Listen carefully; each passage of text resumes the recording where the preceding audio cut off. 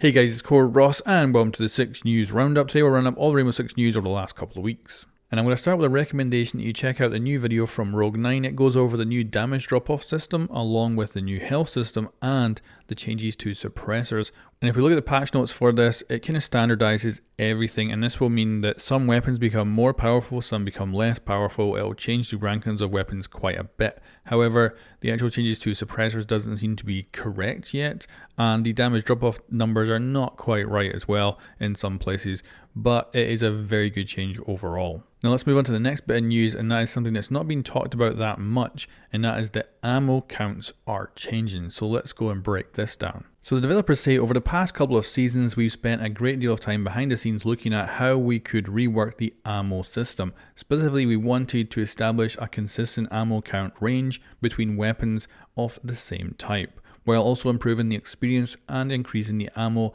of utility weapons like DMR and shotguns.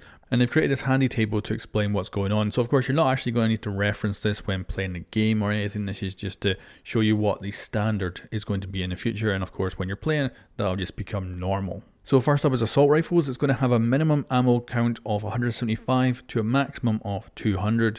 And by lowering the total ammo for assault rifles, we want to make shooting them feel more deliberate, meaning that while players should have enough ammo to take on every engagement, they need to be more careful about wasting bullets, which I do think is pretty cool. I like a little bit more limited ammunition capabilities, so that's cool. And then LMGs are going to stay the same with 240 as the minimum and 300 as the maximum. I think LMGs right now, ammo-wise, are in a good place. And then primary SMGs are seeing a reduction going down to a minimum of 170, maximum 200. And they say similar to assault rifles, we want to make it a little bit more deliberate with your shots. And again, I actually do like that, so good to see that. However, DMRs are actually going to get more ammo, so they're going to have a minimum range of 100 up to a maximum of 140. And they say this is because DMRs can be difficult to use due to their respective ammo counts. We've increased their total ammo in order to make missed shots more forgiving and encourage players to be more aggressive. They're also increasing the ammo count for shotguns, so it's going to have a range between 49 and 60,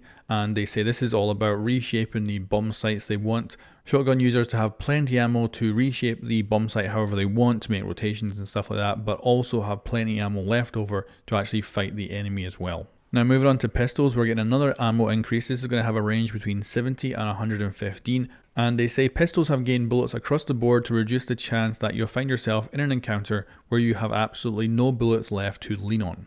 And let me know in the comments below, have you run out of pistol rounds in a kind of regular match of Rainbow Six Siege? But anyway, moving on, we've got the secondary SMGs. They're going to have a minimum range of 112 to 140, with them saying prior to Year 6 Season 3, there was a wide gap in ammo counts for secondary SMGs, with some being high and some being low. With this rework, we're adjusting the range to sit somewhere in the middle to normalize the experience of secondary SMGs. Then we've got slug firing shotguns. The minimum range is 60 to the high range of 120. And they say, unlike other weapon types, slug shotgun ammo counts won't be as closely normalized since there is a significant difference in their firing capabilities. So for instance, the full auto shotgun for Alibi and Maestro, it'll have a big increase in its ammo pool, but the Boss G will remain the same, and the semi-auto shotgun that Kairi and Goyu will have a slight increase in overall ammo pool. And then the final one here is revolvers. The minimum range is going to be 45 up to 60, and this is similar to pistols where they're increasing the ammo count, so revolvers will have more ammo in the new season. So let me know what you think of the ammo changes in the comments below, because I don't think anyone's really talked about it that much yet.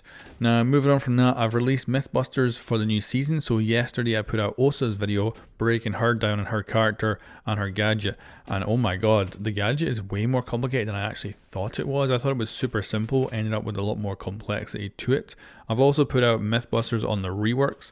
And right now, the Mute and Fuse episode is getting almost double the amount of views that the IQ and Twitch episode had, which actually came out first. And I'm surprised by that because IQ and Twitch's changes, I would say, are more game-changing and more impactful than the actual Fuse and Mute one. Although I understand that probably the Fuse one is far more exciting because his gadget explodes, which is, you know, it's simple. If it explodes, it gets more views. Now let's go over some changes that have happened on the test server since it's been out. So the biggest ones is probably the recoil to Zophia's assault rifle and fusing Ace's assault rifle. because they are improving the assault rifle for Zofia. So it was nerfed in the balancing patch last season and made terrible. It is now still terrible, but not as bad. However, the Ace Infused one, so that's the AK-12, it got nerfed severely, especially on controller recoil. I actually made a video breaking it down, but the weird thing is they've now made it better than it is on live, or at least that's how I kind of think of it. I hate testing recoil and getting conclusions, but my feeling right now is the recoil on the AK-12 is actually better than live, so I'm not convinced it's going to actually happen now, but that is a weird thing. It is getting buffed, I think, overall now. We also had a little nerf to the new flashbang mechanics. So you get flashed no matter what now, even if you turn away. Although if you turn away, you still get a reduced flash, but you still get a white screen either way.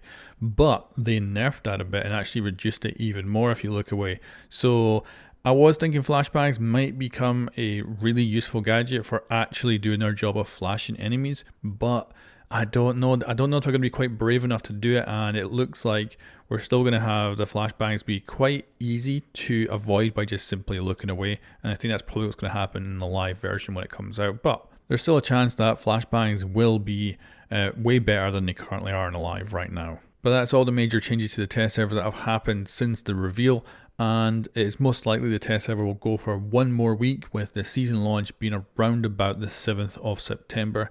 But of course, no official confirmation of that. That is just a guess at this point in time. Anyway guys, thank you very much for watching this roundup, and I'll catch you next time.